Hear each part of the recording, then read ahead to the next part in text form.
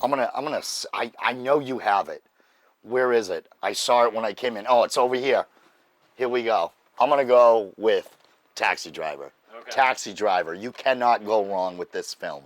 This is the perfect movie right here. If you haven't watched Taxi Driver yet, you're fucking stupid.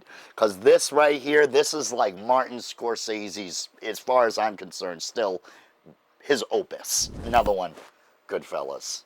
Need I say more? One of the most authentic mob movies ever made. Goodfellas. Robert De Niro, Ray Liotta, R.I.P., Lorraine Bracco, Joe Pesci. This is, you know what's funny about Goodfellas is that Scorsese did not want to make another gangster movie after Mean Streets. And it wasn't until 1990 that he made Goodfellas. And a lot of people just think he continued making gangster movies after Mean Streets. Not true. He didn't make another gangster movie until 1989 with Goodfellas. Vertigo. Alfred Hitchcock. You cannot go wrong with this movie. This movie is about Jimmy Stewart wanting to bang a dead woman. Just think about that. Just think about that. I'm going to say that again. It's an Alfred Hitchcock movie about Jimmy Stewart. You know, Jimmy Stewart, I go to Washington, Mr. Smith. He wants to bang a dead woman. And he gets Kim Novak all dressed up to look like this woman who died and then falls in love with her. This is a brilliant movie. My name is Kris Salvi. I'm a writer, actor, director, big nobody, and you are watching the Film Stock Podcast.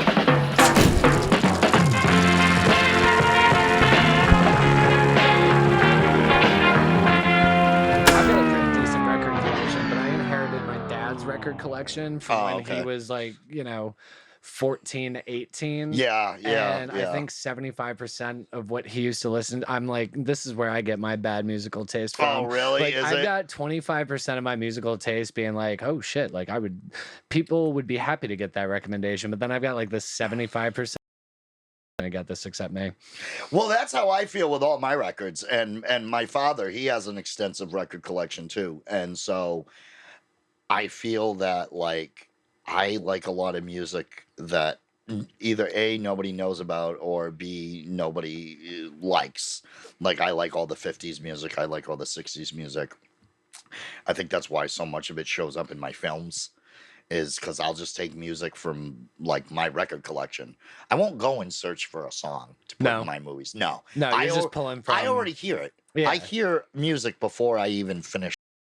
So you're a pretty prolific writer, from my understanding. We've had the pleasure of having Gabby Rossin on. Yes. We've had the pleasure of having Chris Esper on. Oh, yeah. Two people who I know that you work with pretty intimately and, quite a bit. Absolutely. And both of them, whether it was actually on the podcast or just after, they were saying, like, yeah, we're getting scripts from Kris Salvi, like, they're getting... every other day being like, either direct this or I'm going to direct it and you're starring in it. So I guess what I want to ask is, like, during the writing process, are you writing scenes like, yep, this song, or like, is that something that comes in the editing phase for you? Sometimes it's different each time. So sometimes I'll hear a song.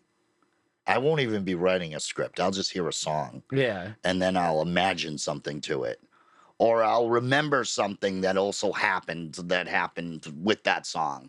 Like when I was younger, you go out to the bar and, like, when people drink, there's like a bar fight and the jukebox is always on.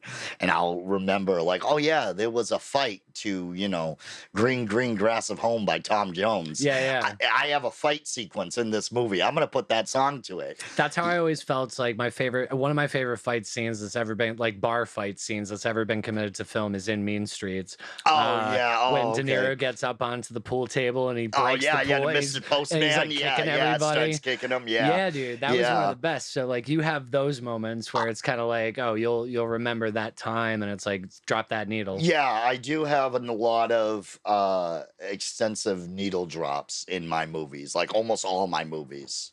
Now, out of curiosity, drops. So I was kind of discussing this with Gabby when she was on, but you're kind of a renegade or a rebel or a big, fuck you to the system in regards to, like, do you get copyrights when you drop those needles, or do you just say, fuck it, like, this is my movie, like, this is how I feel it, like, I'm just going to go for it? I just say, fuck it. I've been saying fuck it now for a while.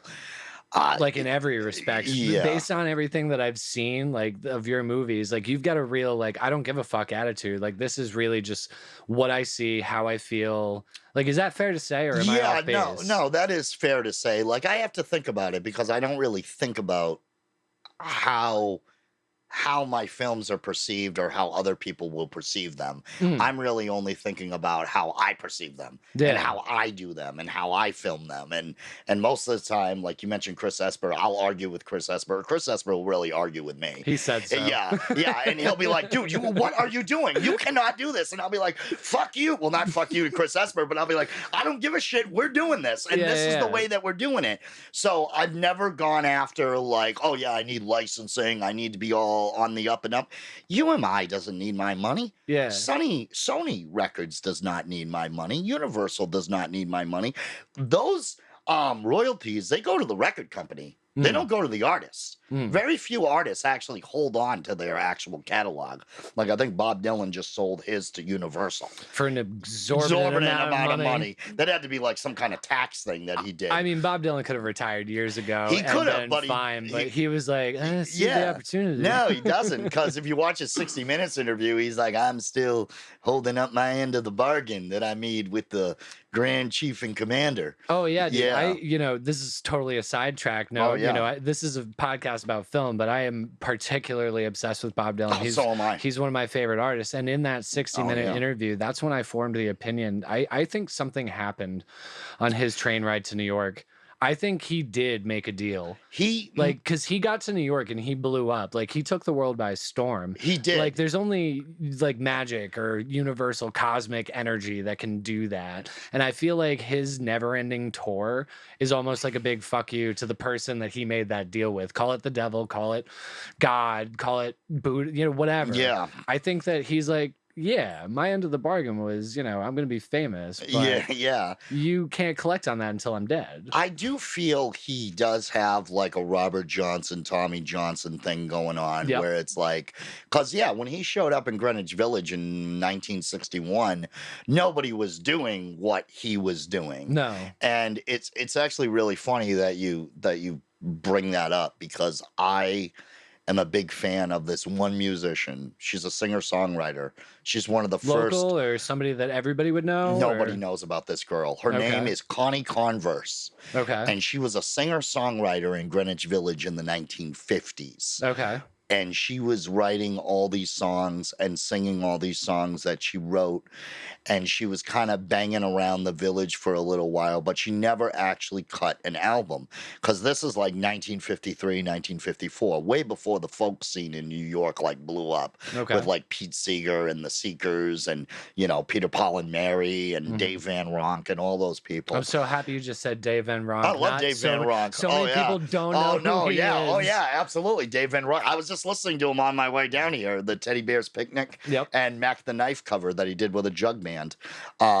So before all those guys, before like Inside, Dave Van Ronk, before any of that stuff, there was Connie Converse. Connie Converse got in touch with a guy named Gene Dyke, who was an animator for Tom and Jerry, and he recorded all of Connie Converse's songs on a 404 record player in his kitchen.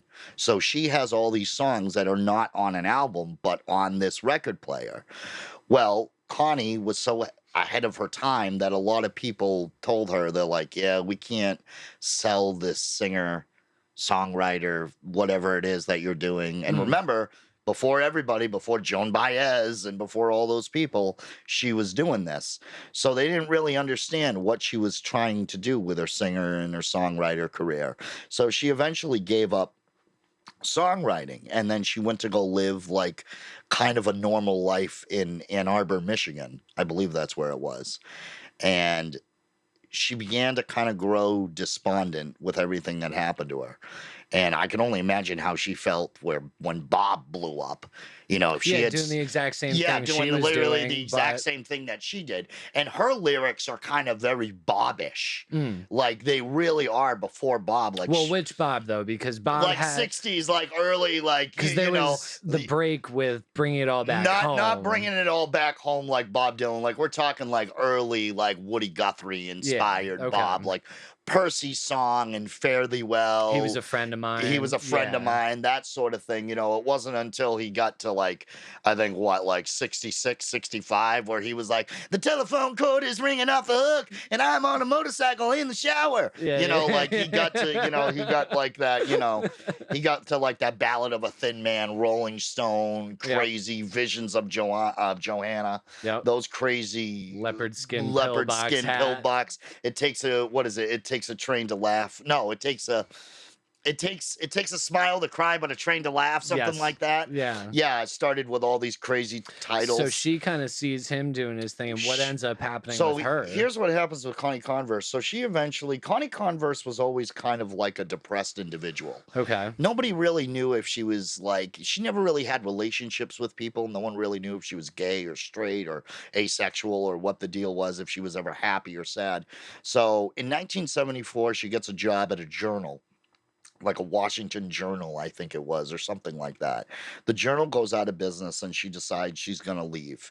And in 1974, she got into her Volkswagen buggy and has not been heard from or seen. She pulled an Earhart. She pulled an Earhart, pretty much. And the only thing that we have left of Connie Converse is these recordings that were only discovered in 2019 when Gene Dyke went on a radio show and played these songs by Connie Converse. And then two people picked up those songs and turned one of her songs into like a record label and started selling online all of Connie's music. And so it started to pick up a little bit. Hey, this Connie Converse chick was one of the first folk female singer-songwriters.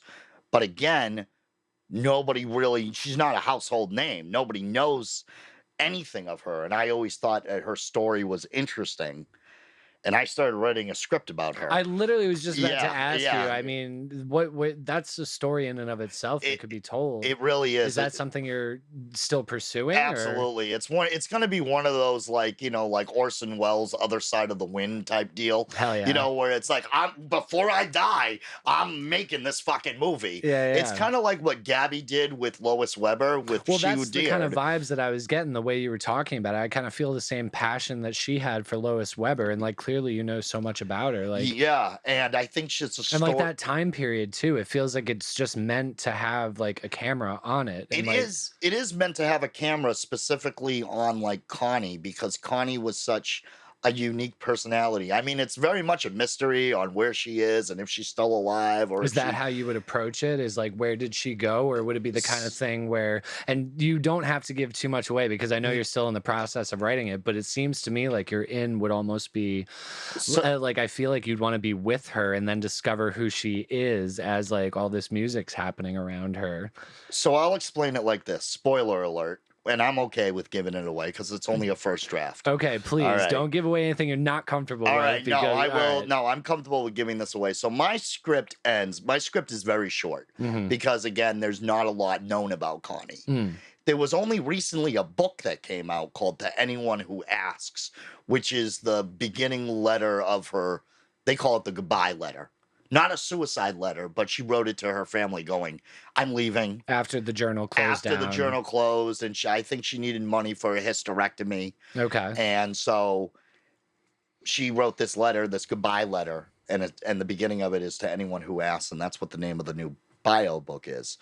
So my script takes little bits and pieces of Connie's life and kind of tells her story in a very solemn, very experimental way. And the way that my film ends is it ends in Greenwich Village, New York at the Gaslight, kind of similar to how Inside Llewyn Davis ended, where she's at the Gaslight ready to perform and she just happens to bump by Bob Dylan.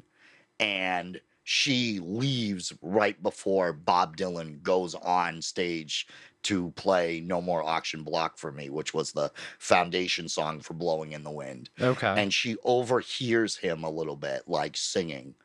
And she decides to go outside and she lights a cigarette. Connie was a smoker. And there's this guy who's in the movie who's kind of like a love interest, but not really. He's trying to persuade to date Connie. He's trying to get in Connie's pants, basically. Yeah. And Connie basically gives him like curt no. like a curt no answer, which Connie was known for doing. She was known for either giving yes or no. So like she being would very direct, very very direct. Yes, not no, flowery with her language. not flowery at all. Yes, no. She was a very private person, so she would make for a horrible guest on an interview. So this guy decides that, you know, he's all pissed off at her. He's like, you know, I've been with you since you started this career, and, you know, you won't give me the time of day, just basically being an asshole. And so what happens is Connie tries to run from him, but she trips and she falls and she bangs her head. And after she bangs her head, we start hearing music. And it's music of Bob Dylan, and it's Joan Baez, and it's The Seekers, and it's Peter, Paul, and Mary.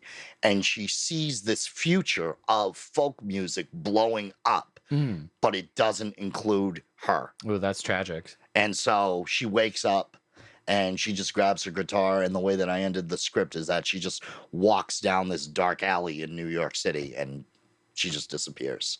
And then the title credits will say, Connie Converse has not been heard from or seen since, 1974. That's kind of beautiful. I think so, right? I think so. I think it's very different than your typical Private Eyes film, but it does have a little bit of Salviism in there. Yeah, I can definitely see that. I mean, that's even a thing. No, well, it is now. Definitely. Well, I don't know if you had coined it prior to this conversation, but it's definitely a thing. There's a character to all your movies that I've seen that it's very distinctly you, whatever that may mean. And I guess, like, from my impression, and again, steer me where you think I might be off base, or maybe not entirely accurate. I've been turning down rumors for years. Yeah, well, let's clear some of them up. Let's clear. I am not Kris Salvi. Stop emailing me asking to talk to Kris Salvi. I'm not him. All right, anyways. Well, okay. I mean, with all the films that I got to put down, I mean, there's an element to all of your characters that you explore that have like a real darkness to them. And there's like an absurdity or pessimism that permeates their worldview, but also within those characters, there's something truly quite beautiful about them. Like there's something like deeply in touch with something that the rest of the world doesn't see. I don't know if that's like overthinking or overanalyzing everything, but I just get this sense that there's something deeper going on with your characters, and they understand something about life that the world seemingly doesn't. Well, maybe, I don't know. I mean, it's kind of an actor's job to. I mean, when you say my characters, you mean the ones I've written or the ones that I play, or both? Both. I mean, I think it's worth exploring you as both a writer, director, and an actor, like maybe in two separate categories. Like I've had the privilege of working with you once as an actor. Yeah. And I had been recommended. Which I thank you for. No, it was a very fun shoot. That was a fun shoot. Yeah. But like, I didn't know anything about you. Asa just told me, like, I've worked with this guy, Kris Salvi. Like, he's a wild man. Like, he has his heart on his sleeve when it comes to performing. Like, let's consider him for Nuclear.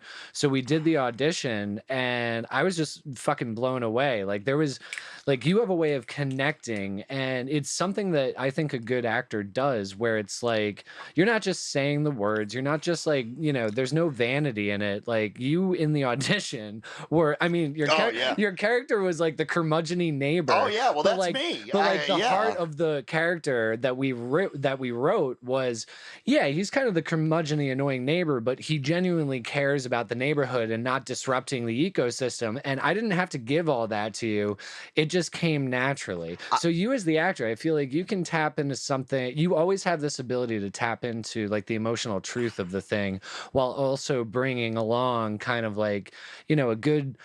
Again, I would say this in regards to like Nick Cage, like a good flamboyance, a good screen presence. Let's talk about you as the actor first. I mean, where did that start for you? I mean, I would say that I don't know about every actor, but for me personally, I like to draw, or maybe I'm connected to people that I know or people I've been around. In real life. And I'm not saying that everyone I'm around is like, this dark, seedy character, but I feel like as actors, there's a part of yourself, as there's a part of everybody, who you don't always tap into on a day-to-day basis. Sure. You know, there's parts of everybody that we don't show to the world. And it's an actor's job to kind of show those parts depending on the script or character or movie or whatever. Kind of like De Niro in Taxi Driver, A where little it's bit. like that's a very ugly side of humanity, but it's something that people need to explore, or it should be explored, as so, you know, not to leave it in the dark where it grows mold. Well, I feel like the dark side of humanity or the dark side of somebody's soul is something that is so repressed in a person's body that as an actor, you almost have to have really easy access to bring it out, because not everybody can bring out how they're feeling all the time. We lie 24 hours a day as human beings. We lie all the time. Yeah. We don't tell anybody the truth. You know, we go into the office or go into work and they say, "Oh, yeah, how are you?" And you say, good. You don't say, "Yeah, my life sucks and I'm really pissed off that I can't park in my driveway anymore and you're a piece of shit and I hate working for you and this job is terrible and I wish you would give me more money. You know, and my back hurts and I've been here all day." Because you got to keep that equilibrium. You got to keep that balance. Well, like, you gotta, there's an ecosystem that can't be disrupted too much. And as an actor, you kind of get to tap into that and play with it. Well, as the kids say, you know, we live in a society. Yeah. So, you know, we can't just walk around all day and just tell people how we actually really feel. What do you think would happen if people started doing that? It would either get better or it would get worse. You know what I mean? Like, people, you know, a lot is hidden by people telling the truth. And a lot is hidden by people not telling the truth. And there are people out there that walk around, try to think every single day, what does this person think of me? And I guess there's one thing as me as an actor is that I think I've released that part of myself, where so many actors are careful about what they play. Very self-conscious. Kind of. I mean, not all You've actors. kind of divorced yourself of that. Why put myself in another character's shoes? It's not my job as an actor to think, what would Kris Salvi do? Or how is Kris Salvi seen? Like, I played a lot of gangsters and I played a lot of psychos and I played a lot of nuts. And, you know, I'm not saying that I am a psycho gangster nutcase, but there is a part of me, obviously, that can tap into that. But I don't walk around 24/7 going, you know, "Hey, how you doing? You know, I'm gonna strangle the shit out of you," you know, because then, you know, you go to jail. We live in a society. We have to keep calm.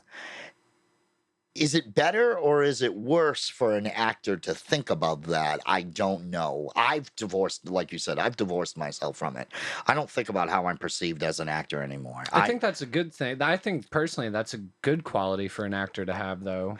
I feel like it is. I feel like it should be the only quality that you should have. Like, I've heard some actors say, like, "Wow, man, well, I was really afraid of that part, so I didn't take it." I'm like, that's the part you should take. That's the part you should take, that you're really afraid of it. You should be afraid, and then when you get to set or get on stage, you should even be more afraid. That way you can go full 100 with the character. Take the character in all different ways. Like, you know, the character in Nuclear, there's 1,000 ways that could have been played. Yeah, 1,000 ways. Could have been soft-spoken. You know, I always pictured this guy as, like, in 50 years, this guy is going to be the head of a homeowners association. Yeah, and we had talked about that too. Yeah, and it's like, this is the guy that gets pissed off because the neighbor's flowers are wilting. A lot of actors probably wouldn't put that much thought into, like, I'm not saying it was a small part, but, you know, actors would look at that and go, well, I'm on screen for, you know, 5 minutes, and, you know, and I think it goes back to what we were talking about earlier off camera, the Gary Oldman thing. Yep. I love those parts. I love those. Hey, you show up for 10 minutes. Great. I show up for 10 minutes. I'm going to make the best fucking 10 minutes. I'm going to make it the best 10 that I ever can. I'm going to steal this part away from the lead. Yeah. I mean, that's not really what you think, but you go in there with a 10-minute part or a bit part. You go, I'm going to make it so that this is memorable. Yeah, it's not I only have 10 minutes. It's I have 10 minutes. Yes, I have 10 minutes. And for me, 10 minutes is 10 hours. Yeah. Because I was on a set one time, and I won't mention anybody's name, but I was on a set one time where I showed up and I just gave it all. I just gave it literally everything I had. I was on, it was like a 2-page scene, and I was only in those 2 pages. And I started to notice after a while, the director focusing solely only on me. How'd that make you feel? it made me feel a little self-conscious at first. Like, honestly, like I was like, oh, dude, I'm fucking up. I am fucking this thing Clearly, up. I'm doing something wrong. I am doing something wrong, dude. He does not care about the lead. And the lead was some kind of like, what do they call it? Like an influencer, Instagram type of person, you know, like they were taking selfies every 10 minutes on set. Yeah, love that. And yeah, it's great. And so like this was really like his baby. I was just there. Yeah. Much like how I am in real life. I'm just there. And you definitely are not just there, buddy. So I was, you know, the camera was spinning around me, and then they were breaking down and then doing all these different setups, and they're like, now we're gonna go up top to get Salvi's point of view, and we're gonna do, I mean, I must have did it about 50 times, something like that. And I was like, oh my God, I'm really fucking this up, dude. I'm fucking this up. Because he kept on being like, he kept on wanting to talk to me more about the character. So I walked away from that set going, wow, I blew that.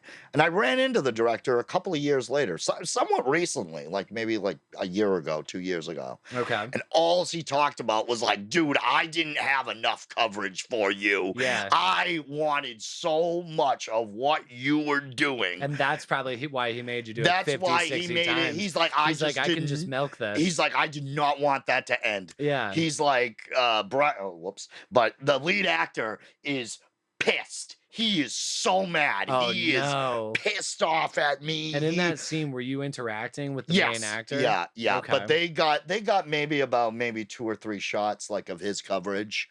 But with me, it was like, we're down below, and now we're up here, and now we're gonna do a fucking 180 with the camera, and they were doing all this crazy shit. And they didn't use basically like 90% of that. Sure. But he apparently was just using it as an excuse to just keep on working with that scene, that character, and that part of the movie. He's like, I did not want it to end. Do you have any formal training, or is this just something that you've kind of always like gravitated towards? I mean, my training is I watch people on the street. I mean, no, that's not necessarily true, but I do have some training. You notice people. Yeah, I do notice people, but I do have some like school training. Like I went to school, I went to a community college. I took acting once I found out I was stupid and couldn't do anything else. And I took an acting class, and I met a good buddy of mine, a fellow great actor named Justin Tebow. Fantastic actor. I met him in that class. And then I took acting 2, which was kind of a more advanced acting class. Acting 1 was just basically like scene study and Stanislavski and studying Uta Hagen and Meisner and all those people. But then theater 2 or acting 2, you got to do like a lot more. And my teacher, Von West, was kind of a renegade. He told me a lot of shit that I don't think a lot of acting teachers tell people now. Like he used to tell us, you know, there are different ways of acting. And within that acting, it's called cashing the check, which means, you know, you nail this part. You cash the check. You nail this part. Don't think of it in terms of like pay if you ever get paid or whatever. Think of it more as you are going in there to literally cash your soul into the bank, which is the movie. And like I thought about that sort of stuff, and I was like, oh, okay. Like the funny thing about acting and my training is, you know, I don't remember a shit ton of it, which I'm sure is like horrible to say as an actor, but I remember doing it in class, and I remember like that muscle memory, and I think that was one of the most important things that like Vaughn taught me was about memory recall, remembering certain things. And so now I try to think of not necessarily what he told me, but I try to think more about what I did in that class that was like breathing exercises. That's huge. I feel like that's lost on a lot of actors. How so? What do you know? I personally am familiar with some of these breathing exercises, but like, what do you get out of that as an actor? What do you think that brings to you? Is it a focus thing? It's a focus. It's a bit of a. Is it a letting go thing? It's a bit of everything. It's a bit of letting go, just relaxing. Don't be, we're always so tense as humans. Oh, I'm so aware of it. You know what I mean? Day. Every day, like we're like, dude, my shoulders are always they're always crunched up. We're always worrying about something. So on a set, or backstage or whatever, you take about maybe 10 minutes just to inhale as deep as you can, and then let that stay, and then just let it all out. And it's gotten a little bit harder for me over the years because I smoke 16 packs a day. So, Yeah. But it allows you to focus, and it allows you to just let loose and forget where you are. Sometimes you need to forget where you are as an actor. Not forget the character that you're playing, but forget that this is a movie. Forget that people are watching. Forget that people are setting up lights. Forget that you can see a PA over there eating a sandwich too loudly. You have to remember where you are as the character. So that helps me really focus. Another thing it does is it helps dialogue, vocal warm-ups. How so? Well, the breathing, you're able to kind of scrunch up your neck a little bit, like the way that I do it is I scrunch up my neck and then I let it go like that. And that kind of has like a kind of like breath roll off the tongue type deal. And it allows me to relax every muscle in my body. And the tongue is a muscle. And it's the muscle you're going to be using the most when you're an actor, unless you're doing a silent film or something like that. So it helps you with dialogue. Because there are some actors that go in there and, you know, they're like Mickey Rourke in Rumblefish, which is one of my favorite movies, by the way. Yeah. But it's like, you know, you get there on set and they're like, hey, man, you know, I talked about this Johnny, but it was... What? What? Hey, man. I mean, you can still do that as an actor. Yeah, it's a choice. It is a choice. You can still do that, but however, you have to make it so that people are going to hear you. And people can hear me in Worcester. So I think like vocal wise. We've actually been getting calls from people in Worcester as we've been recording. Yeah, people at work are getting calls at my job about like, yo, man, that guy cashes people out way too loudly. Yeah, like that's coming directly from Worcester. So I don't know. So vocal hasn't really always been like a huge problem, but I get tongue tied, you know, if I have to do a scene. You know what I mean? If it's like, you know, Robert rubbed out the rascally riffraff, you know what I mean? Like that can become a tongue twister. Red leather, yellow leather. Red leather. Say that over and over again. Rubber baby buggy bumpers. 20 dwarves took turns doing handstands on the carpet. Unique New York. Oh, that was good. I hadn't heard that one. You know, you like that one? That. That actually came from public speech. Public speech? I took public speach along with my acting. So I took a speech class because I knew I'm like, oh, if I'm getting in front of, because I originally started out in theater. I started out in theater. So like, what brought the transition to film? They were just being so stupid in theater. They weren't doing the good plays anymore. Oh, okay. They weren't doing Death of a Salesman or Glengarry Glen Ross. My theater troupe was doing like, they were like, now we're gonna do the Flintstones musical, and Chris, you're Bernie Rubble. And I was like, fuck this, I'm out, man. Yeah. I'm out. And that's when New England film was kind of just getting in its heyday. Like more people were doing stuff around here. So I was like, let's try out this film thing and see if there's any merit to it. Kind of pivoting to your role as a writer and director. I mean, you know, that's the one that I'm obsessed with now, by the way. No, fair enough. Speaking of, like, my acting stuff has kind of like not fallen to the wayside, but I've like taken a break from it. Yeah, I mean, based off of everything that you shared with us prior to the podcast, I mean, it looks like most of it has been done within the past 3, maybe 4 years. Yeah, a lot of it. Yeah. And it's, I mean, you've done a lot. Yeah, I've done too much. Why? That's all. That's debatable. Personal. Yeah. Personal. In my opinion, I've done too much. But like, you know, you just spoke about starting out in acting, being, you know, in an acting troupe with theater, and then kind of pivoting to film. I mean, when did the idea come for you that you wanted to write and direct? Was it just like, was it in response to those people trying to put on the Flintstones, where it's like, fuck you guys, like I want to try my hand at, you know, making something that resonates with me that I would want to see, you know? Well, yes, in a way, but I'm going to tell you a deep, dark secret that not a lot of people know. Everybody's going to know now. So well, yeah, careful. Everyone's going to know now, and it's okay if they know.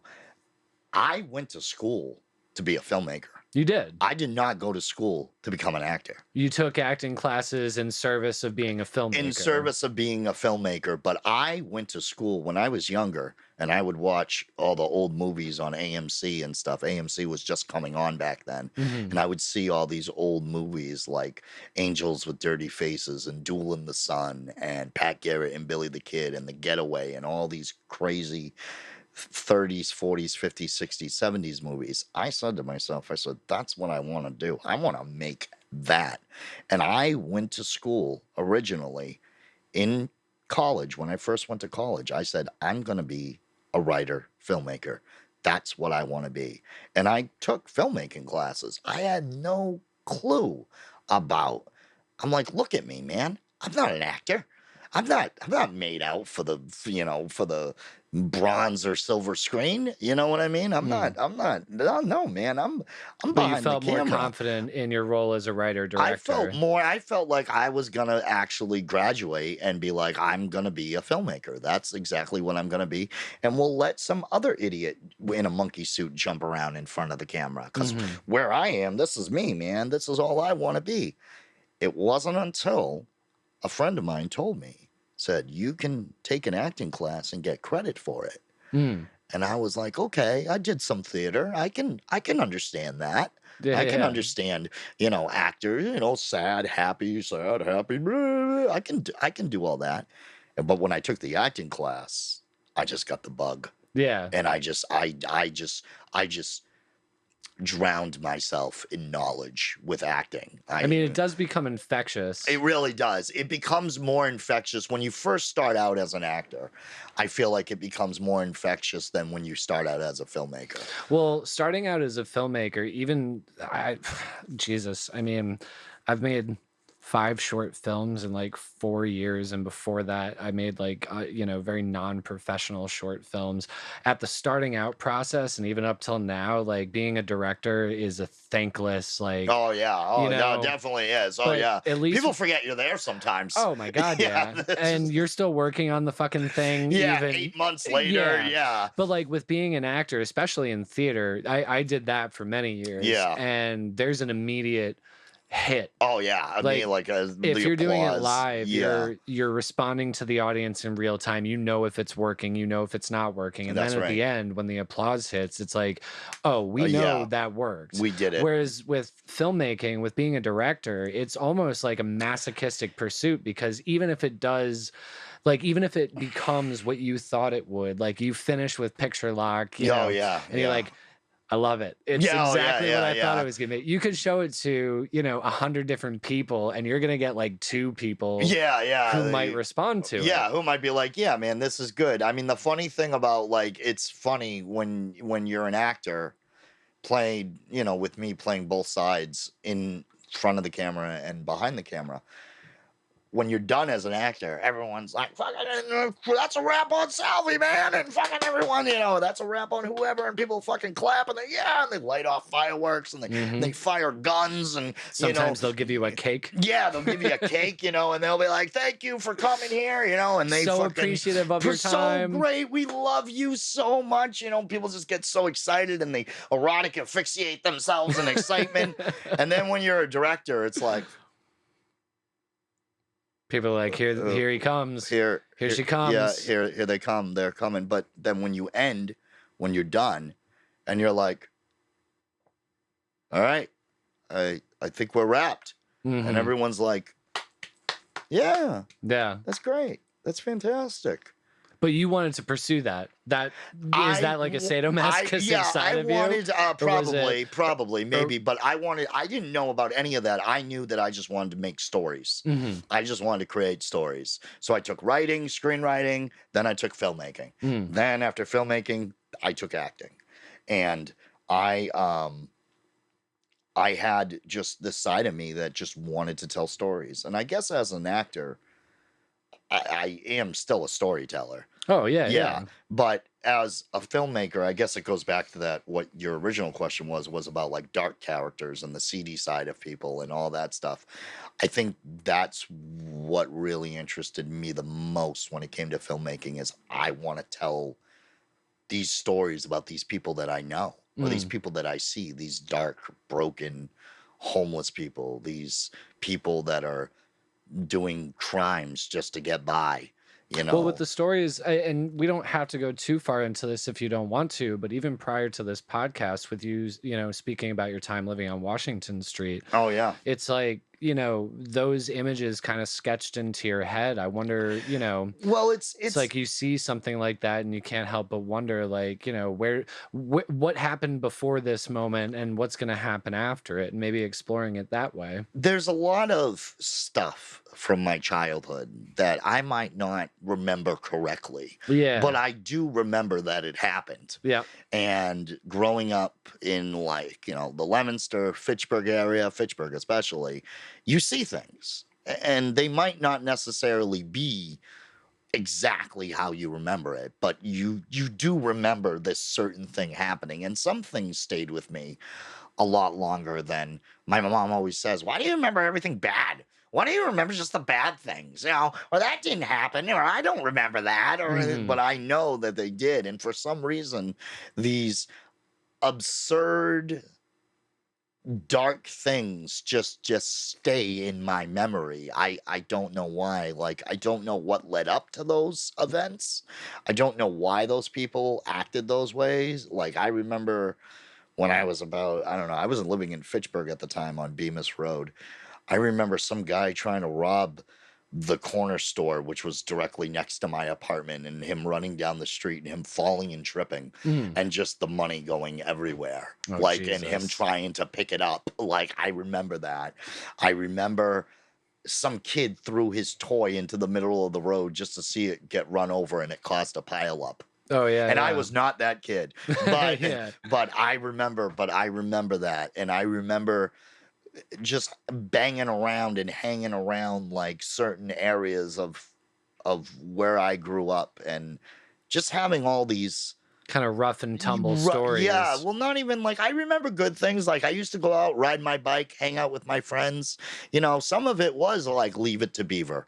But then there was the other side of the neighborhood where it was like a David Lynch movie, and people would come out of the neighborhood bar drunk, screaming, help me, and like strangling themselves and shit. I mean, in fairness, I'm not trying to paint like a black and white picture of you. No, I am. I just think that, at the heart of it, and I think I said this to some degree earlier in our conversation, but it's like there does seem to be a real humanity in the stories that you try and tell. And I guess I'm just curious as to how that process goes. Well, I try not to think of my characters, especially when I write them. I try not to think of these characters as like good and bad people. Yeah. There's no good and bad people. No, you're not good. You're not bad. There is no good and bad. Only thinking makes it so. That's right. Only thinking makes it so. That's right. And the way that I think about it is like, the way that I write my characters is that, these are, it's like I said to you at Summer Dance, it's broken people doing broken things. Yeah. Or broken people doing fucked up shit.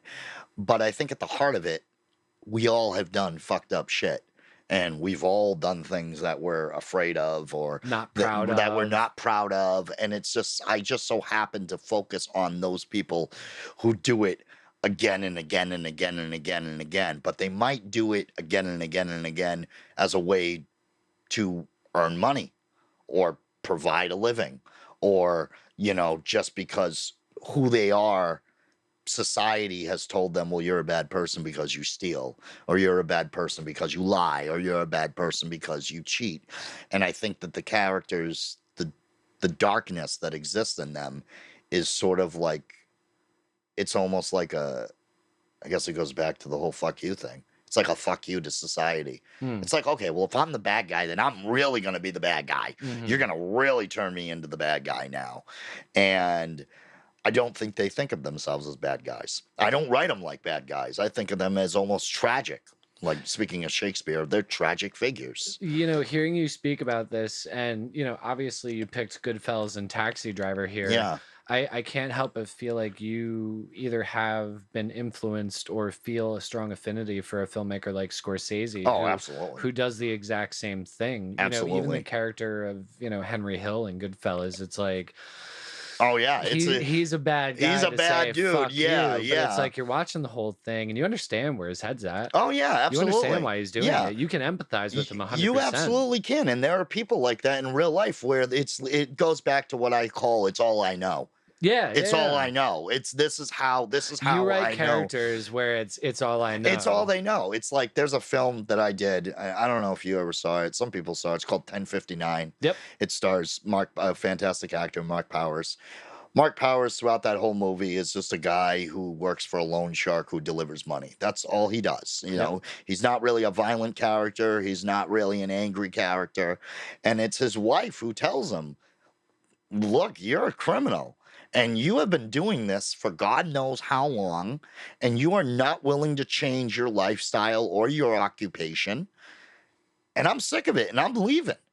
And he's like, hey, I provided you with money. I provided you with a roof over your head. Why are you leaving? I've done right by you. At the core of it, he thinks he's done the right thing by providing this lifestyle for her. It just so happens to be that he's doing illegal things. But the joke of that movie, as my friend Mark Swanson would say, or the turning point of that movie, is that he comes across someone who's way worse than him, which is the Mikey Doe character, which is the character that I play, who's just psychotic and is going around doing horrible things. Joe Maxwell isn't doing horrible things. All he's doing is dropping off and picking up money. What's so wrong about that? What is wrong about that? Because that is all he knows. And it's like two bad guys. One is worse than the other. It's like pick your poison. Would you want to hang out with Mikey Doe, forever? Or would you want to hang out with Joe Maxwell? But even by, Joe's association, it's almost like it's that moral gray zone. It is. And where it's like, he might just be doing the drop-offs, but these are the people he's in bed with, in league with. But I think, in a way we're all, as people, I think we're all guilty by association, as they would say. Yeah, I think we all are. I think, we don't know everything about everyone that we're in league with or that we're friends with. I don't know everything about my friends, and I've had some friends where some news has come out about them, and I'm like, wow, holy shit. Need to take a pause on that one. need to really think about that. Wow, you're such a quiet man. Yeah. You know what I mean? Like, I think we're all guilty by association. A lot of people would not agree with that, but I think the people that don't agree with that think that they're better above the rest.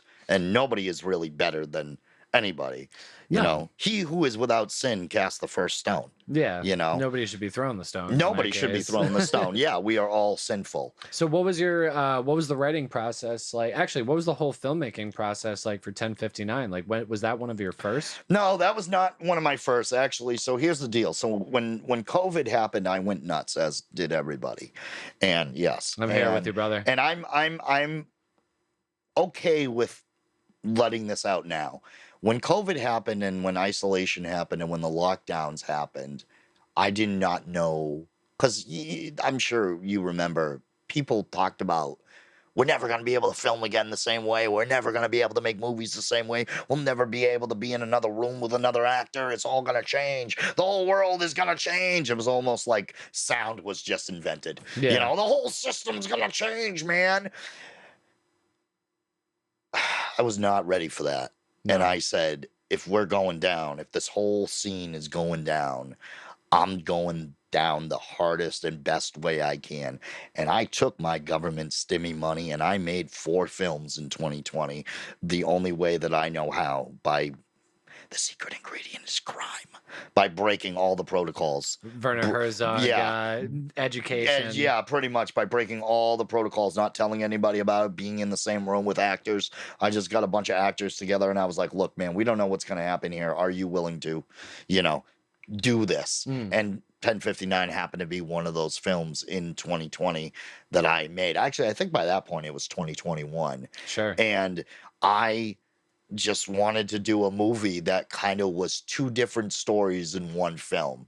You're following this character of Joe Maxwell, and you think the whole movie's going to be about him and his wife leaving him, and it's going to be this kind of breakup story, and you're going to spend time with Joe Maxwell where he's like, oh God, maybe I need to change my ways, and maybe I need to get my wife back. But nope, that doesn't happen. This psycho crazy guy comes out of nowhere and is like, will you drive me to the dump or the waterfront where I can drop this bag off? And it's like a whole different movie starts, a whole different tale starts. And that's what that's how I wrote it. I'm like, I'm going to write 2 stories in one. 2 stories. They could be their own separate films. But you wanted it to be one. I wanted it to be one, almost like a compilation album. I was like, I don't think of my movies as movies. I think of them as albums. Nice. Yeah. I can see that now that you say that. Yeah. I'm like, oh, this is a double CD album. Well, because, it's interesting you say that because, your typical short film, I know it's technically defined as anything under 40 minutes. Yes. But, it is subjective. It's definitely subjective. But I would say, like, if you ask the broad filmmaking community, a short film would probably be anything from 2 to 10 minutes. Oh, yeah. Well, some people don't even know what short films are.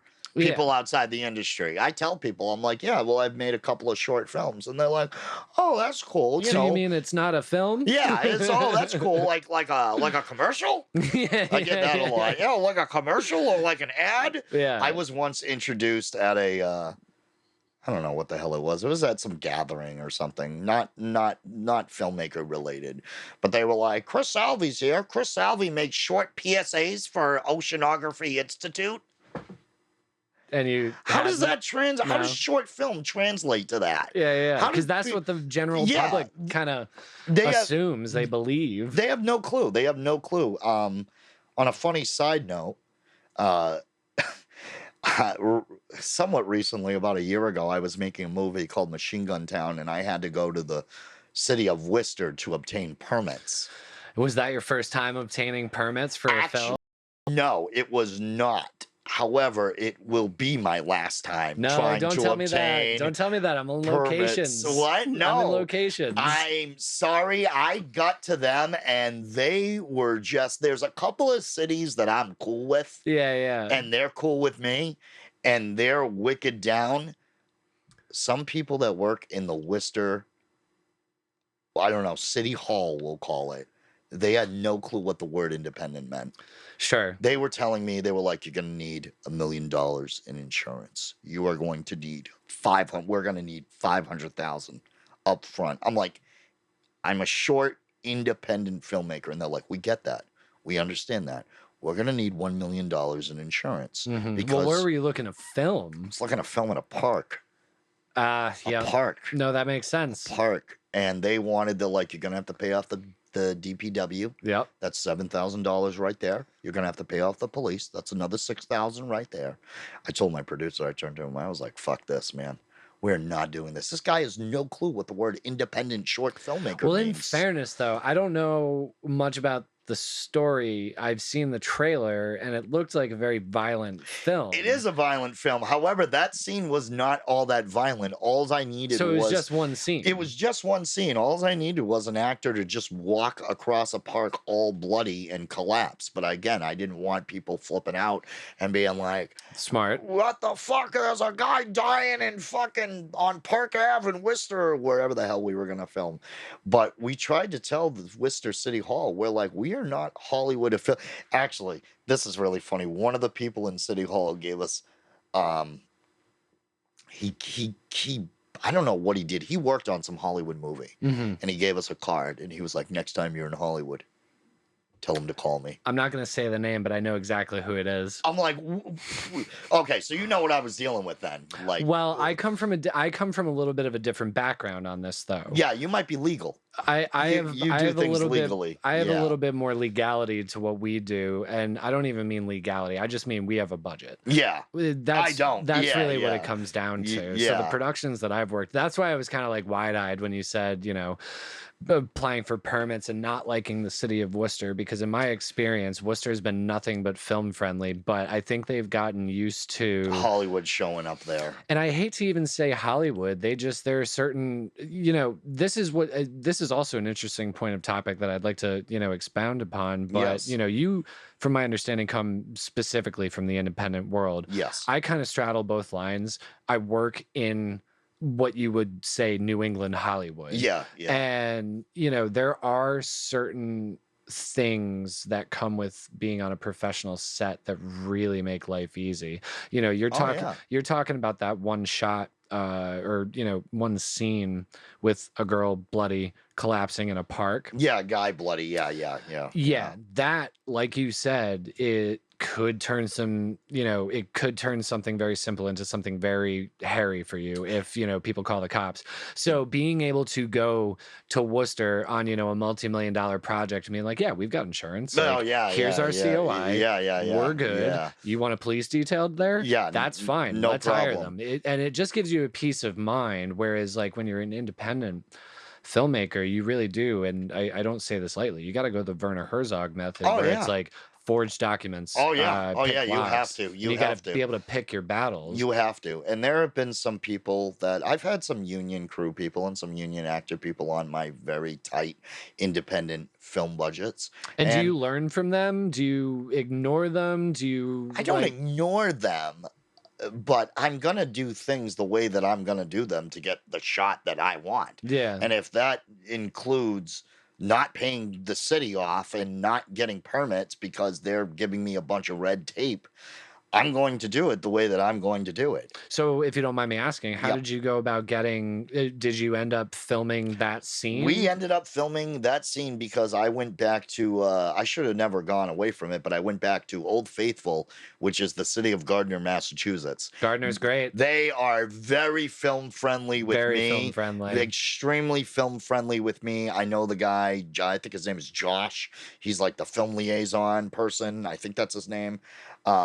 He is really great with me. He allowed me, I did a film called Turn a Mad Dog Loose prior to Machine Gun Town. Was that all shot in Gardner? All shot in Gardner, and it was all taken care of. They were like, look, man, you'll only need to give us this much for police detail, and that's it, and no one's going to bother you. And we had the run of the town. That is also, maybe this has been your experience, but that's also the kind of the good thing about, you know, specifically operating in Western Massachusetts, but in general, just like small kind of, like not cities is what I'm getting. Yeah. If you operate in smaller areas with, you know, smaller governments and it's a little bit loose, you can get away with a good amount. You would be surprised, actually. I would think so.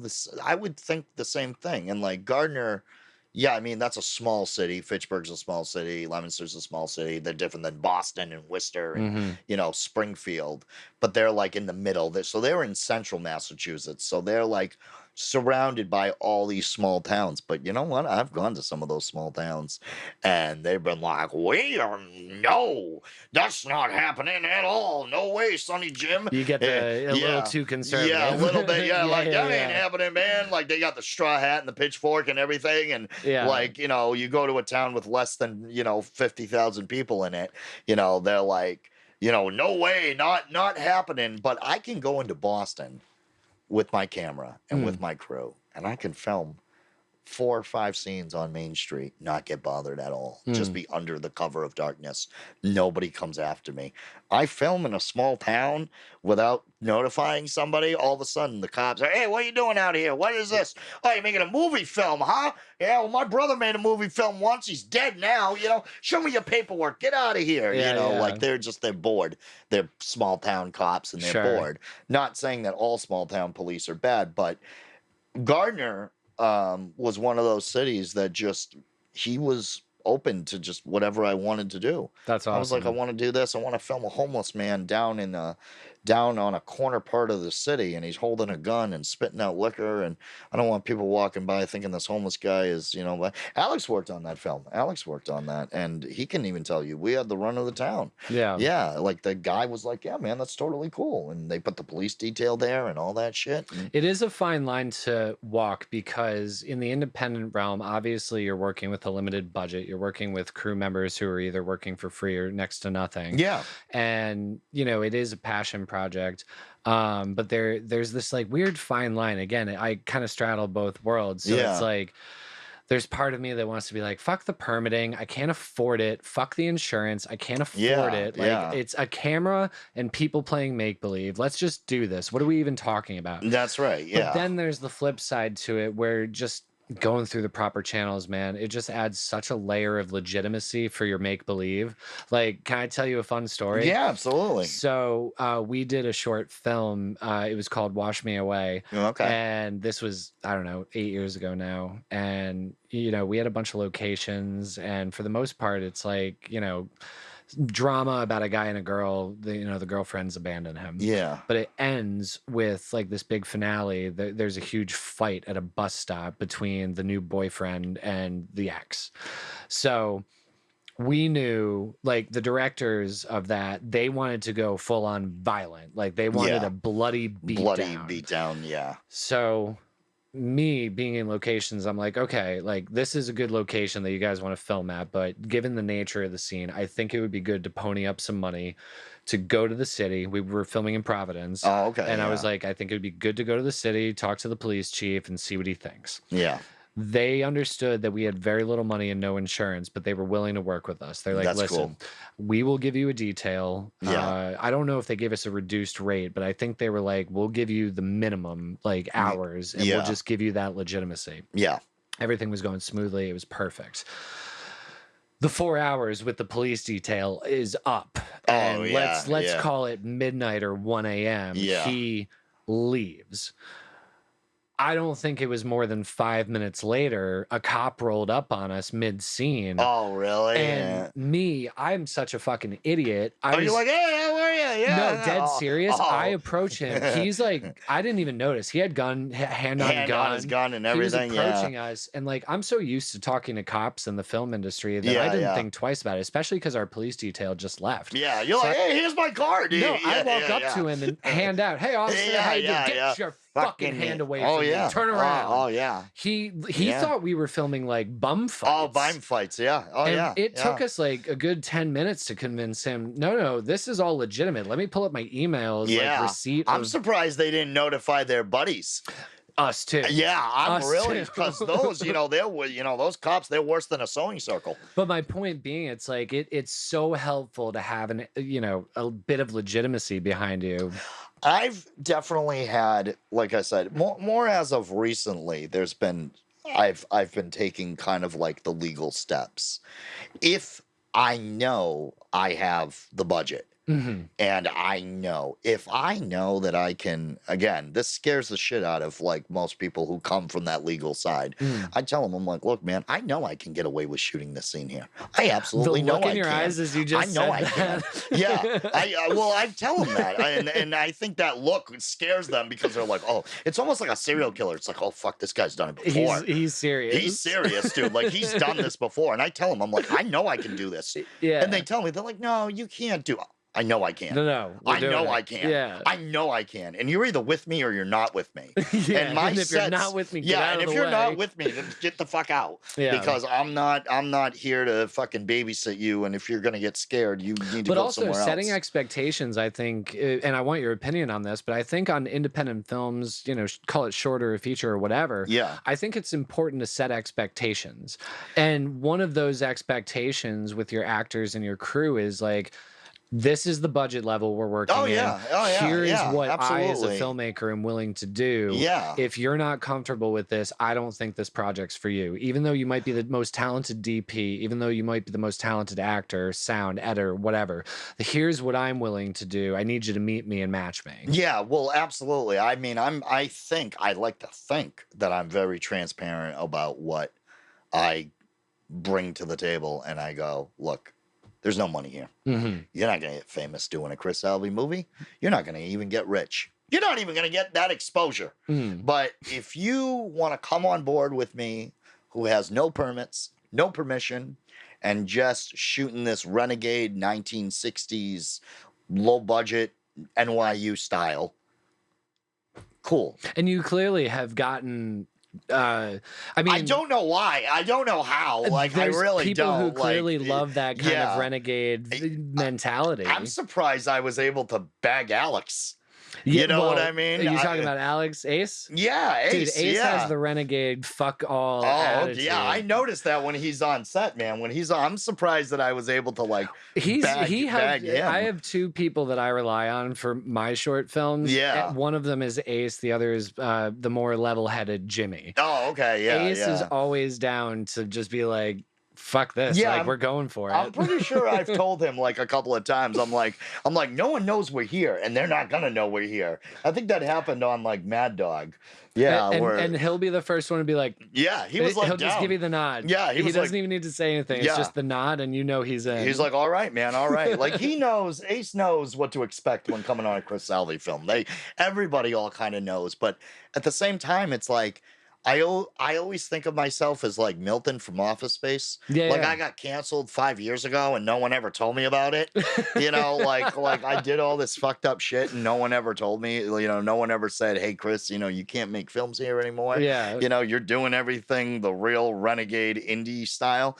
But it's at the same time, man, it's like, God damn it, you know, like that's what we as independents are. And it keeps it exciting. I mean, it keeps the blood rushing to, you know, want to make that next project. It's like, we fucking got away with it. I mean, we did a lot of stuff with Woman Under Inferno Sky. Yeah, let's talk about it. I was very happy to receive an early preview of it prior to Summer Dance 2024. Well, you're welcome. And then it seemed like it was very well received at Summer Dance 2024. So like, what was the experience making that? Because that was a little bit, we talked about this a little bit when I interviewed you, but it was a bit of a departure from, you know, all of these characters and these storylines that we've been talking to up until now. I consider it to be the first start of my departure, the first installment of my departure. Kind of a transition in the career. You're gonna see a lot more weird shit like that from me as a filmmaker.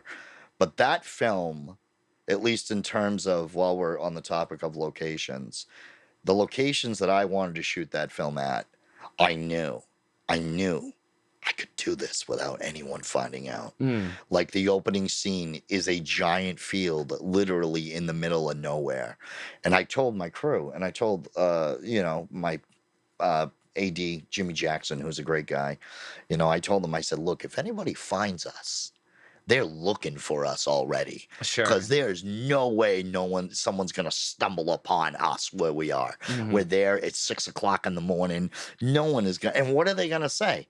What are they going to say? Hey, you can't have a girl kneeling in the field there? Because we had a 16 millimeter camera. That's all we had.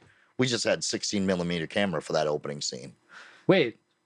You shot that on film? Shot that on film, that opening scene. Opening scene. That opening scene. Oh, that's so cool. Just that opening scene was when she's kneeling down and everything. I always get excited when filmmakers come on here and tell me that they're, you know, experimenting with film. We shot that because that was like, you know, that's the 1900s. So I was like, we're going to show it on film. It's the 1900s. They didn't have digital back then. We're going to use film. They probably didn't even have film back then, but they had nitrate film and all that stuff, but I wanted to show that it was old-fashioned by shooting it on a 16 millimeter camera. And that's all we had. So I'm like, if anybody comes over here and tells us we can't be filming here, let's fucking just tell them that we're taking photos. No one knows what the fuck this camera is, you know, like no regular person does. Yeah. So we were able to get that location, and again, no one bothered us, no one came. Then it was time to go to the Stone Church, which is a little bit more of a production. You've got a makeup person, she had a big makeup tent, we had a lighting guy, he's lighting shit with the generator. You have signs of a film crew. There's signs, maybe not like a if full anybody, billboard, but you've got some road signs. We've got definitely a crew. Yeah. And people walking around in period clothing. So we're not making a mayonnaise commercial here, as we all like to say. People know. It's the first time I've heard that. Really? You never heard that saying? Pull that one the next time you get somebody walking by and they say, "What are you filming?" Say mayonnaise commercial. Oh no, I get the theme now. I understand. Yeah. Okay, that's good. Yep. That's well known throughout. I started that, by the way. Nobody else knows that. I started that saying. We'll get back to that later. Cat's out of the bag. Yeah, but they're gonna see this and be like, "No, you fucking didn't. No, you didn't." But So here comes time to film the stuff at the Old Stone Church. And the Old Stone Church in West Boylston is a very populated spot, especially for old curmudgeon-y people. What is it, like a national? Is it like a park? It's a national registry, you know, four-finger salute place. They got an American flag on there. They can't tear it down, you know. No one is really supposed to be. I mean, you can be there, but you're not supposed to probably do the shit that we did. So I told, you know, my AD, who actually tried to call the city of West Boylston, the town, multiple times, and no one ever called them back. And I said, well, then fuck it. We're just going to go. We're just going to go. Can't really wait around. Can't wait around. I am not using this location. I've been wanting to use this Old Stone Church for many, many years now, and now I finally get a chance to do it. So we're just going to go for it. And people have weddings down there, too, and shit and stuff like that. Is there like a parking lot? I'm thinking if you had like a big crew, there is a parking lot to the side, but all our cars blend into all the hikers that are there that park there to hike and shit and walk the trail. So you had some kind of cover. So we had a little bit of a cover, but we got down there, and I was kind of nervous at first for the first maybe 40 minutes of shooting. I was like, all right, I'm looking at this guy walking by. He's looking at us. All right, he's still walking. All right, he's not interested. He doesn't give a shit. And I was doing that with almost everybody that walked by. About an hour into the shoot, when we broke for lunch, and we were just all sitting around with our chairs and, you know, our little crafty table filled with nothing but garbage, you know, fat food. I remember looking around going, yeah, no one's trying to stop me. Yeah, no one cares. Huh. And it was like a very kind of like epiphany moment where I was like, it was like a Homelander moment. Like, I can do whatever the fuck I want. Yeah. Like, I can do whatever I want right now. Probably freed up the creative process from that point on, huh? Yeah, well, that's when I started to get crazy with the shots and shoot inside the church and shoot her on the beach being with the a little water. Less conservative. Yeah, being way less conservative. Because at first I was like, you know, it's all in a wide and, you know, we're just going to show her getting up and walking, you know, little shit. But then I was like, no one cares that I am here. No one even knows what I am doing. All right, man, fucking put that fucker on a gimbal and fucking, all right, now we're gonna fucking her running and we're gonna film that in slow motion and all this crap, and we gotta throw the crucifix up in the air and all that stuff. And yeah, that's when it really started to become like a freeing. That's when the work really started to kind of present itself to you. Yeah, to come to me. And how long was the shoot? 2 days. That's it. 2 days. That's it. 2 days. Not bad. It was a short script. It was only like 4 pages. Yeah. You know, I tried to make my version of Dante's Inferno with as little, I don't want to say props, but with as little accoutrements as possible. If I may, it seemed like Dante's Inferno, but kind of stripped down to its bare bones. Yes, very bare bones. I say it's very loosely, and I use the word loosely. Yeah. Like, it's very loosely inspired by Dante's Inferno, but it's really its own story about Catholicism and suicide and, you know, what happens after we die and the world as a whole. Are we, you know, going back to people? Sure. Yeah. You know, it kind of reminded me, there was a few months back, I was kind of really into Ken Russell. Oh, okay, yeah. And it kind of had, you know, the Devil's feel to it. A little bit. There was an element of that. I think that was like subconsciously in the back of my head. I watched a lot of like Bergman for that movie, like Seventh Seal. That was like an inspiration on me. I can see that. And so was a little film called Wrist Cutters. Wrist Cutters. I haven't heard of that one. It's a fantastic film, and it's about a guy who kills himself because his girlfriend broke up with him, and he just goes to the small one-horse town after he kills himself, and then he meets Tom Waits. So that's why. Right. Yes. It's a brilliant movie. It's a lovely movie.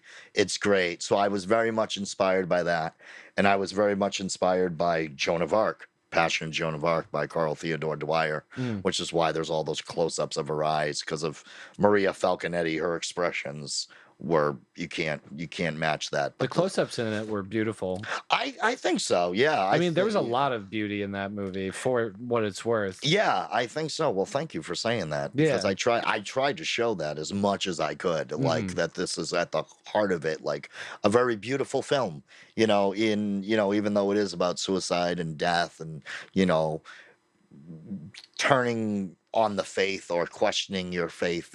I tried to make it a very beautiful movie at the end of the day. I think you achieved that, but it's interesting because even though 9/11's in the film too, and Jack Kennedy getting his head blown off. I do remember that. Yeah. But it's interesting, you say it's about all of these things, but I think part of the beauty of that movie too is that it's also, you're explaining this to me, and we've had a couple of conversations about it now, so I know where your head's at. That's right. Nobody else does. No, they don't. I mean, they'll have an idea after this interview, but I think what was so much fun about receiving that movie prior to Summerdance was Shawn watched it first, then Ace watched it, and I was like maybe a week late to watching it. Yeah, okay. And did Shawn like it or no? Well, we all kind of came. No, we all kind of came to the same consensus. We're like, what does it mean? Yeah. And we sat around and it was a multi-day conversation, kind of going over what we thought we got from it. And then a lot of,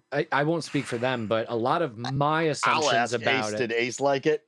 No. AC did not like it. No. I don't think it was up Ace's alley. No. I liked it. He likes Mad Dog. Those are the films that are up his alley. Yeah. I liked it. And a lot of what came out in our conversation, the three of us, I was happily it was happily confirmed for me when we actually got to talk about it. So it was a cool experience. I feel like some of the better films, and I'm not saying it's a better film or it's even a great film, but I feel like some of the films that make you question, what the fuck did that mean? What is the point of that? I feel like those are the films that stay with you more so than, it was a good movie.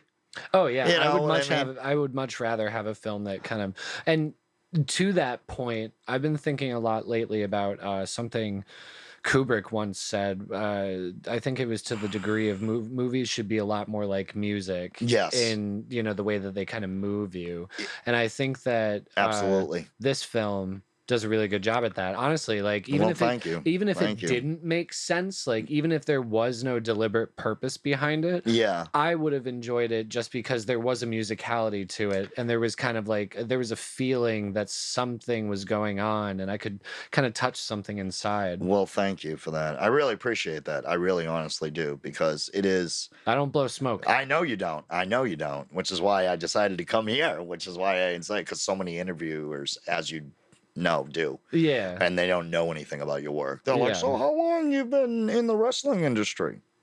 No, this has been good because I've always been aware of your work, and I feel like every time your name comes up, most people run away. No, I feel like every time your name comes up, I'm like, wait, is that the same project he was just working on? And they're like, nope, it's another one. Oh yeah. And then I'll talk to somebody else, and they're like, nope, it's another one. No, yeah. And I'm like, this guy never fucking stops. Oh yeah. Well, it goes back to the whole what Bukowski said about writing, where it's like, if stopping would either drive you to murder or suicide, don't do it. And that's almost where my head is at this point, where it's like, all right, I can stop for a year and just take a little break and just take life as it comes and enjoy, smelling the roses or whatever, or smelling the, chemtrails. But I know I'll go nuts. I'll go nuts. And I know I'll go insane. Because I've done it before. Well, Bukowski also had a great quote, find what you love and let it kill you. Kill you, yeah, that's right. And I feel like you're in the process of doing that, for better or worse. Slowly, it's like, I think, I don't know, did Orson Welles say it? Where he's like, directing and making films is like the most overrated job, but it's the one that he loved the most. And it was the one that kind of, like that Bukowski quote, it's the one that really killed him. He said that. He was like, directing killed me, and I have so many regrets about films and about directing and all that, but it's the only one that he loved to do. And I feel like those quotes kind of intertwine with each other. The same thing with the Ernest Hemingway quote where he said, "Writing is simple. I load the paper into the typewriter and I bleed. And I bleed." And that's pretty much where I am at this point right now, is like, I've been bleeding for a while. And I'm just, every time I start a new film too, I always tell Gabby and Esper and everybody else, and even Ace will probably vouch for this, is I'll always be like, why didn't someone stop me? Why did I do this? Yeah. Why didn't somebody say, "Kris, you have no money. Why are you filming? Why are we here? Why didn't anyone stop me from doing this? Yeah. Why didn't one person come out being the voice of reason saying, what are you doing, Kris? You just made a fucking movie. Why are you making another one? What is the fucking point?" And I'm still trying to answer that question myself sometimes, because it's not like it's, how do I put this? It's not like I'm doing it just to pump shit out. Like, I'm not doing it to stay relevant. I've never cared about relevancy as much as my filmography might, like, contradict that. It's literally all about, I have a story, I need to say it now, because if I don't say it right the fuck now, I'm gonna forget about it. And I can't forget about this story. Like, I can't do it. Like the Connie Converse story. Like, I want to do that right now. Like, right now. Like, I want to put a wig on Ace and we're gonna do the Connie Converse movie right now, right here, because I need to hold on to these stories. And I've done the same thing with acting. I've bugged directors. I'm like, when are you going to make that fucking movie, man? Because I need to play that character right the fuck now. I need to do it right now. And I think Gabby said it on this show. I'm impulsive. And that's very true. But I wear it almost like a badge, because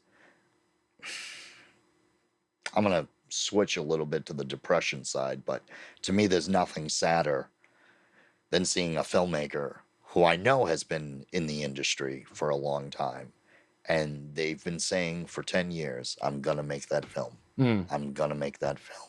I'm going to make that film.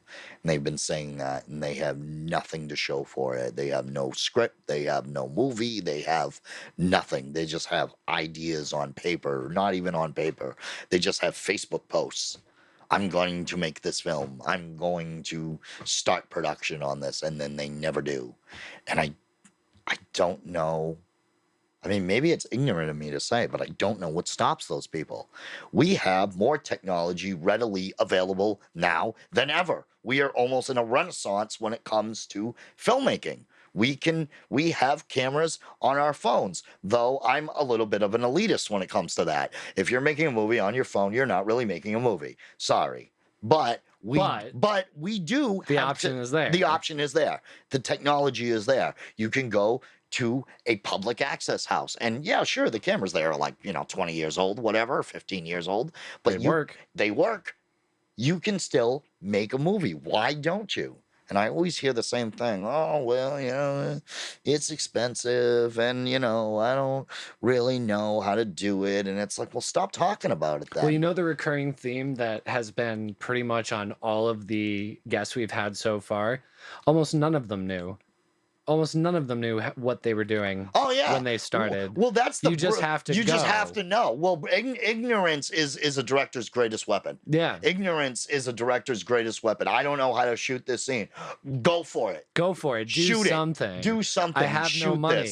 Don't care. Just do it. Just do it. Yeah. Just do it. I still have no money. I will probably, if I ever get to Hollywood, which I never will, but if I do, I will still have no money. Yeah. And I will and you just have to do it.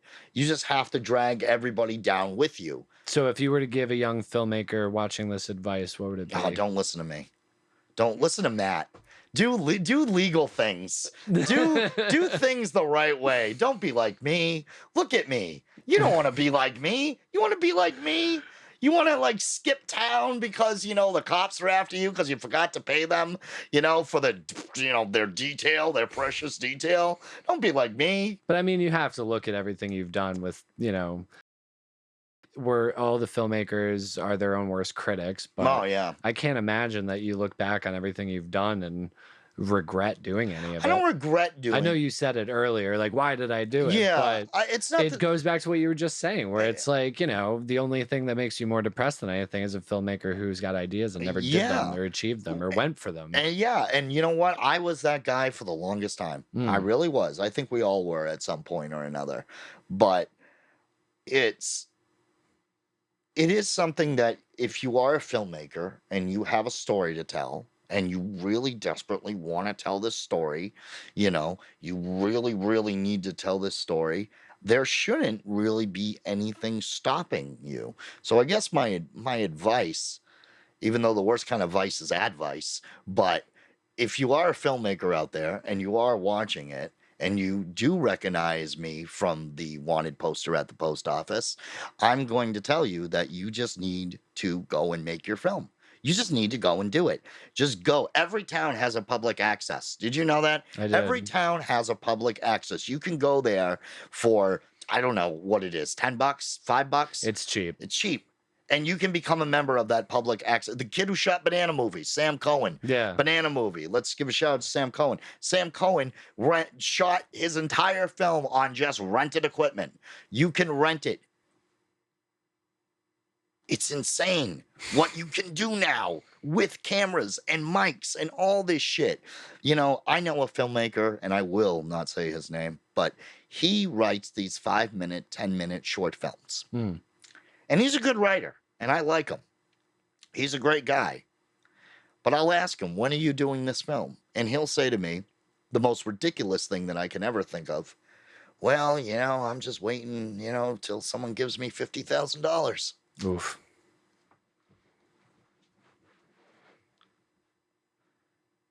What? Why? Why? Well, Kris, I need to buy 35mm film stock. Nope. No, you don't. Kris, I got to build a crane. Nope. No, you don't. Well, if you do have to build a crane, you can do it a much cheaper way. Drone. It's called a drone. Drone. It's called a drone. Get a broomstick. Put the camera up it. You get a hockey stick. Yeah. Have you ever heard of Shitty Rigs? Oh, yeah, absolutely. Yeah. I've made a couple. I click through their page almost daily, and it's just like people get so creative. They do. They've got a little Sony handy camera. They got a Sony A7. You don't need anything fancy. They got iPhones, GoPros. Oh, yeah. And you can make anything that will give you that dynamic shot that you think you need a techno crane for. I've seen the people do the water weight. You know, fill a bucket with water. It's attached to a camera, and then that makes the camera go up. There are so many things. And I just tell him, I go, and he is a great guy. He's a fantastic guy. I love him. But he's just one of those dudes where I'm like, when will you learn? You just got to go and You just got to go do it, man. Just go and do it. Nothing is stopping you. Not even the paperwork. Forge that paperwork, man. Take it from Herzog. Yeah, take it from Herzog, man. Don't worry about storyboards. Don't worry about shot lists. Shot lists are for cowards. I made a film called The New York Minute. I went to New York City with Gabby and Chris Esper and Justin Tebow, and I made a whole film on the streets of New York City just with a crappy, well, not a crappy, but a decent rig and a camera. And when I premiered that movie, I was asked, how did you, A, get the money to shut down Times Square? And B, where did you get all those extras from? And I said, I didn't. And those aren't extras because you just have to go and do it. We needed New York City. We fucking went to New York City. We just went with what we had in our pockets. We drove there. We stayed in a hotel.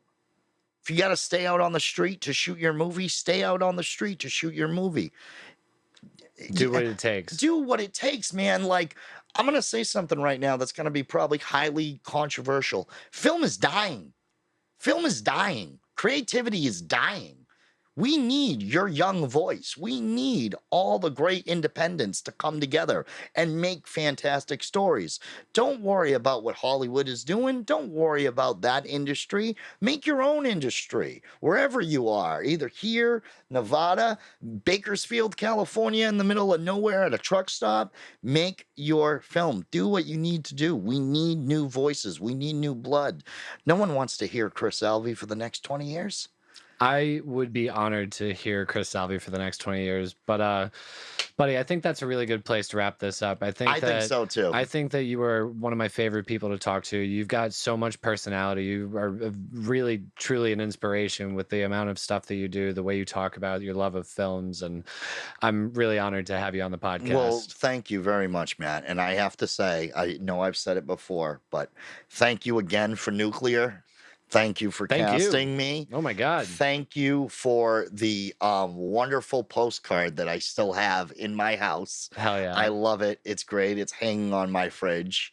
I just want to say thank you. Thank you to the Film Stock podcast. This has been fantastic. Wait a minute, hold on. I do have one question. Yeah. Does the puppet, is this where the puppet is? We don't talk about the puppet. We don't talk about the puppet? We don't talk about the puppet. All right, fine. Fine. We won't talk about the puppet. But thank you guys for being here. I love you. I love Ace. I just met Shawn. Well, no, I didn't just meet Shawn. I've known you for a while. And I love Shawn. And I'm so happy. I really am. Love you, brother. But I love you too, man. Thank you. Absolutely. Thank you. All right, everybody. This is Kris Salvi. I'm Matthew Beltz, and you're watching the Film Stock Podcast. We'll catch you on the next one. Peace.